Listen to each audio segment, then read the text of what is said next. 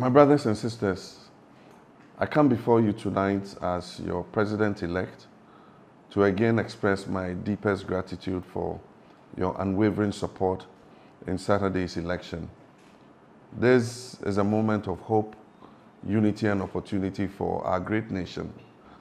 However, I must address a matter of urgent importance tonight. Transitions from one administration to another create the impression of a vacuum of power, and certain people are easily compelled to act in their own parochial interest instead of the national interest. I've received reports of attacks on state offices and installations. While it's unclear who is behind these attacks, I condemn them in no uncertain terms. These acts must cease immediately.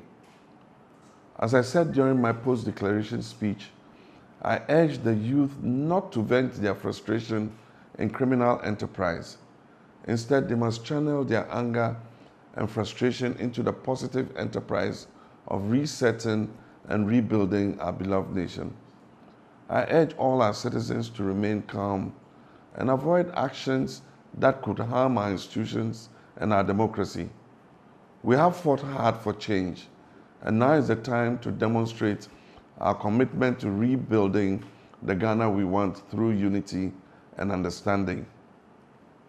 Because state power is still in the hands of the present administration, I call on the President and the security agencies to act decisively to curb the ongoing acts of lawlessness immediately.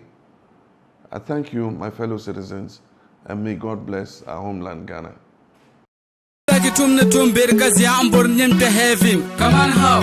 Wula kenye venya adanka yetum la 247.